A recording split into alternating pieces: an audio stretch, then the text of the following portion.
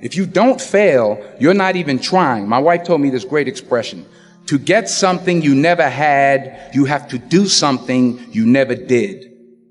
Les Brown's a motivational speaker. He made an analogy about this. He says, imagine you're on your deathbed, and standing around your deathbed are the ghosts representing your unfulfilled potential. The ghost of the ideas you never acted on. The ghost of the talents you didn't use. And they're standing around your bed, angry, disappointed, and upset. They say, we came to you because you could have brought us to life, they say. And now we have to go to the grave together. So I ask you today, how many ghosts are going to be around your bed when your time comes? You've invested a lot in your education, and people have invested in you. And let me tell you, the world needs your talents. Man, does it ever. What are you going to do with what you have? All right, now here's my last point about failure. Sometimes it's the best way to figure out where you're going. Your life will never be a straight path. I began at Fordham University as a pre-med student. I took a course called cardiac morphogenesis. I still can't say it. Cardiac morphogenesis. I couldn't read it. I couldn't say it. I sure couldn't pass it.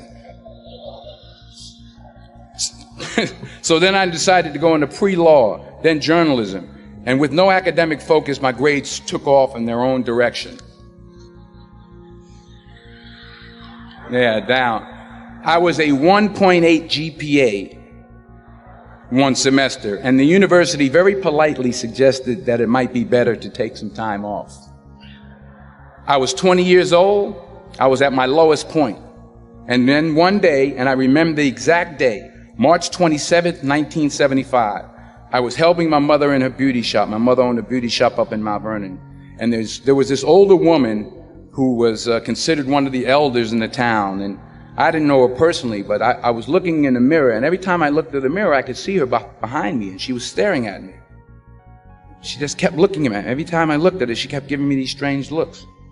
So she finally took the dryer off her head and she said something I'll never forget. First of all, she said, somebody give me a piece of paper. Give me a piece of paper. She said, young boy, I have a prophecy, a spiritual prophecy.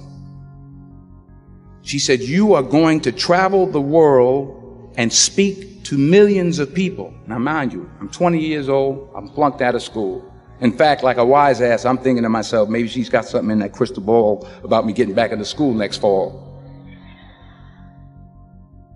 But maybe she was on to something, because later that summer, while working as a counselor at a YMCA camp in Connecticut, we put on a talent show for the campers. And after the show, another counselor came up to me and asked, have you ever thought about acting? You're good at that.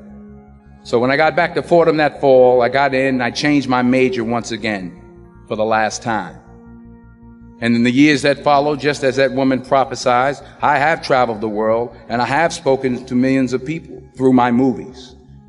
Millions who up till this day couldn't see me, who up till this day I couldn't see while I was talking to them, and they couldn't see me. They could only see the movie. They couldn't see the real me. But I see you today, and I'm encouraged by what I see. And I'm strengthened by what I see. And I love what I see.